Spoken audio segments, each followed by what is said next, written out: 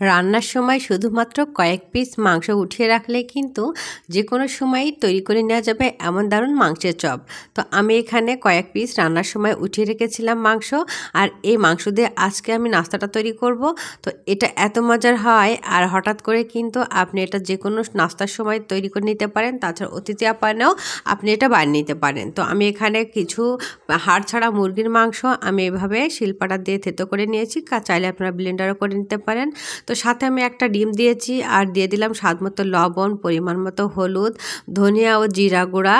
এবার আমি সাথে দিয়েছি শুকনা মরিচের গুঁড়া। আপনারা চাইলে মরিচের পরিমাণ আরও বেশি দিতে পারেন, চাইলে সাথে কাঁচা মরিচ কুচিও দিতে পারেন। তো এবার আমি দিয়ে দিলাম 1 টেবিল চামচ সয়া সস, আর দিয়ে দিলাম আদা আর রসুন বাটা। আদা রসুন বাটাটা অবশ্যই দিতে হবে, তাহলে খুব মাংসর রেসিপিতে খুব ভালো স্বাদ আসবে। তো এবার আমি দিয়ে দিলাম এখানে ধনিয়া পাতা কুচি, সাথে পেঁয়াজ কুচি দিয়ে দিলাম। আর হচ্ছে বাইন্ডিংয়ের জন্য আমি এখানে ব্যবহার করেছি বেসন। আমি এখানে 2 টেবিল চামচ বেসন দিয়েছি। আর এই নাস্তাটা বেশি মুচমুচে করার জন্য আমি সাথে কিন্তু চালের গুঁড়া ব্যবহার করেছি। চাইলে আপনারা এখানে কর্নফ্লাওয়ারও ব্যবহার করতে পারেন। আমি 2 চামচ এখানে চালের গুঁড়া দিয়েছি। তো দেওয়ার পরে আমি হাত দিয়ে খুব ভালোভাবে মেখে নেব, আর এখানে এক্সট্রা করে কোনো পানি দেওয়ার প্রয়োজন হবে না।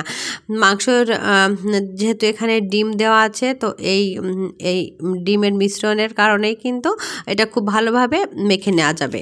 তো আমি এভাবে ভালোভাবে মেখে নিয়ে এভাবে বড়ার শেপটা দিয়ে নিব। আমি এদিকে একটা প্যান বসিয়ে দিয়েছি, আর তেলটা যখন গরম হয়ে এসেছে তখন আমি সব নাস্তাগুলো আমি ভেজে নেওয়ার জন্য দিয়ে দিব। তো এক্ষেত্রে কিন্তু চুলার আঁচটা অবশ্যই লোতে রাখতে হবে, কারণ মাংস যেহেতু কুকড হয়ে আসার প্রয়োজন আছে। তো এই জন্য হাইটে রাখলে পুড়ে যাবে।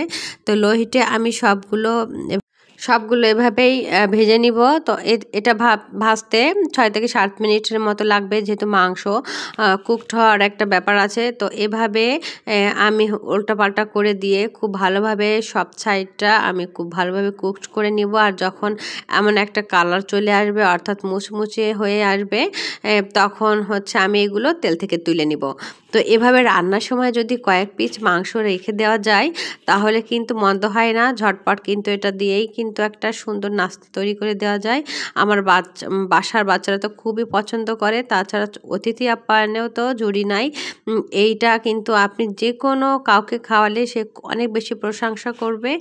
আর এটা কিন্তু মুরগির মাংস, গরুর মাংস, খাসির মাংস, সব ধরনের মাংসর সাথে কিন্তু এটা দিয়ে তৈরি করা যাবে। আর এটা কিন্তু খুবই মজার হয়। তো আজকের রেসিপিটা ভালো লাগলে লাইক, কমেন্ট, শেয়ার করতে ভুলবেন না। নিত্য নতুন সহজ রেসিপি পেতে সাথেই থাকবেন। আল্লাহ হাফেজ।